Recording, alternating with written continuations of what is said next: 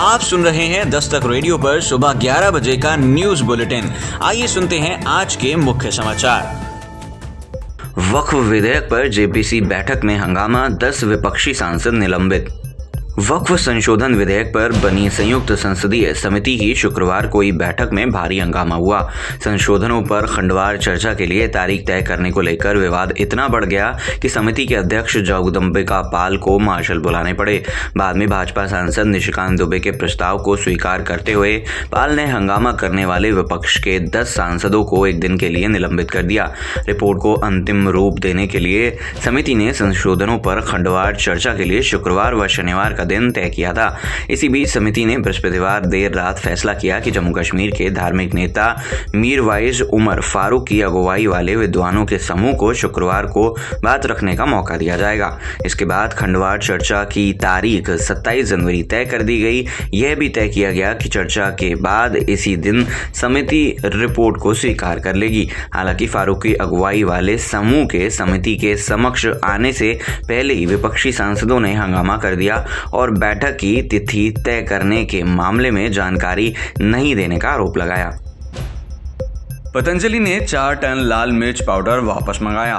Patanjali foods limited ने बाजार से 4 टन लाल मिर्च पाउडर वापस मंगाया है। पतंजलि ने ग्राहकों से मिर्च पाउडर वापस कर पैसे वापस लेने की बात कही है। भारतीय खाद्य सुरक्षा एवं मानक प्राधिकरण के निर्देश के बाद बाबा रामदेव नीत पतंजलि समूह ने बड़ा कदम उठाया है। FSSAI ने खाद्य सुरक्षा मानदंडों के अनुरूप न होने के कारण लाल मिर्च पाउडर की एक विशिष्ट खेप वापस लेने का निर्देश पतंजलि फूड्स को दिया था। कंपनी के मुख्य कार्यपालक अधिकारी संजीव अस्थाना ने बताया कि 4 टन लाल मिर्च पाउडर के बैच को वापस मंगाया है। उन्होंने कहा कि उत्पाद के नमूनों की जांच में पाया गया कि उनमें कीटनाशकों के अवशेष की अधिकतम स्वीकार्य सीमा के मुताबिक पुष्टि नहीं हुई है। निर्वासन का सबसे बड़ा अभियान, अमेरिका ने 538 अवैध आप्रवासियों को बाहर निकाला। अमेरिका ने अवैध रूप से रह रहे अप्रवासियों के खिलाफ कार्रवाई शुरू कर दी है। ट्रंप प्रशासन ने 538 अवैध अप्रवासियों को गिरफ्तार कर निर्वासित कर दिया है। इनमें एक संदिग्ध आतंकी भी शामिल है। राष्ट्रपति डोनाल्ड ट्रंप ने शपथ ग्रहण के दिन ही इस संबंध में आदेश जारी किया था। व्हाइट हाउस की प्रेस सचिव कैरोलीन लोविट ने कहा कि इतिहास का सबसे बड़ा निर्वासन अभियान चलाया जा रहा है। अवैध आप्रवासियों के पहले जत्थे को सैन्य विमान से ग्वातेमाल भेजा गया है। ट्रंप प्रशासन ने संदिग्ध आतंकी ट्रेन डी आरागुआ गिरोह के 4 गुर्गे सहित 538 अवैध आप्रवासियों को गिरफ्तार किया। लेविट ने कहा कि ट्रंप ने संदेश दिया है कि अवैध प्रवेश के गंभीर परिणाम होंगे। महाराष्ट्र में सेना की आयुध फैक्ट्री में धमाका, 8 की मौत, 5 घायल। महाराष्ट्र के भंडारा जिले में सेना की आयुध फैक्ट्री में भीषण विस्फोट में 8 लोगों की मौत हो गई।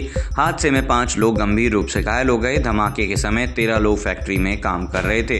विस्फोट की तीव्रता का अंदाजा इसी से लगाया जा सकता है कि उसकी आवाज 5 किलोमीटर दूर तक सुनाई दी और मलबा हवा में उड़ता हुआ नजर आया। धमाके के बाद लोहे और पत्थर के टुकड़े दूर दूर तक बिखरे हुए नजर आए।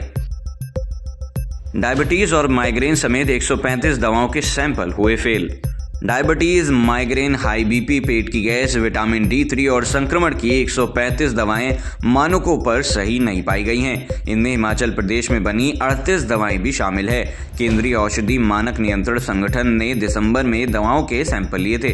केंद्रीय प्रयोगशालाओं ने 51 और राज्य औषधि परीक्षण प्रयोगशालाओं ने 84 दवाओं के नमूनों को मानक गुणवत्ता के अनुरूप नहीं पाया था। 3 महीने में अमानक दवाओं की कुल संख्या 336 हो गई है। हिमाचल के दवा नियंत्रक मनीष कपूर ने बताया कि कंपनियों को नोटिस जारी कर स्टॉक वापस मंगवाया गया है। लाइसेंस रद्द करने की प्रक्रिया भी शुरू कर दी गई है। उज्जैन समेत 17 धार्मिक शहरों में शराब पर लगी पाबंदी। मध्य प्रदेश सरकार ने राज्य के 17 धार्मिक शहरों में शराबबंदी को मंजूरी दे दी है। इन शहरों में चल रही शराब की सभी दुकानें स्थायी रूप से बंद कर दी जाएंगी। इन शहरों में महाकाल की नगरी उज्जैन भी शामिल है। दिल्ली विधानसभा चुनाव से पहले अरविंद केजरीवाल का बड़ा बयान, कहा भाजपा के राज्यों में अच्छे स्कूल नहीं। आम आदमी पार्टी के राष्ट्रीय संयोजक अरविंद केजरीवाल ने भाजपा पर हमला करते हुए कहा कि पार्टी की 20 राज्यों में सरकार है, पर उसके किसी भी राज्य में ना तो स्कूल अच्छे हैं और ना ही 24 घंटे बिजली आती है। रेलवे में बुजुर्गों को किराए में 50% रियायत मिलती थी, भाजपा ने यह रियायत बंद कर दी है। केजरीवाल ने शुक्रवार को नफसगढ़, उत्तम नगर और द्वारका में जनसभाएं की। अनुराग ठाकुर ने दिया अरविंद केजरीवाल के बयान का जवाब, कहा आम आदमी पार्टी महिला विरोधी, पोस्टरों से सीएम गायब। भाजपा नेता अनुराग ठाकुर ने कहा कि अरविंद केजरीवाल व उनकी पार्टी का रवैया महिला विरोधी है। दिल्ली सरकार महिलाओं का अपमान कर रही है, यहां तक सीएम आतिशी पोस्टरों व चुनावों से गायब हैं। इससे साफ है कि केजरीवाल महिलाओं को हटाने में यकीन रखते हैं। उन्होंने कहा कि केजरीवाल ने बेटियों के लिए स्कूल नहीं खोले, पर हर गली में शराब के ठेके खुलवा दिए। यूसीसी में दूसरी मॉक ड्रिल में तकनीकी दिक्कतों को दूर किया गया। समान नागरिक संहिता के वेब पोर्टल पर शुक्रवार को प्रदेश भर में जन सेवा केंद्रों पर अभ्यास यानी कि मॉक ड्रिल किया गया। इस दूसरी मॉक ड्रिल में लॉगिन और ओटीपी जैसी तकनीकी दिक्कतों को दूर किया गया। संबंधित अधिकारियों ने बताया कि दोनों मॉक ड्रिल में जो बाधा आई उन्हें समय रहते दूर कर लिया गया है। सुनते रहिए दस्तक टाइम्स पर न्यूज बुलेटिन सुबह 11 और शाम 5 बजे।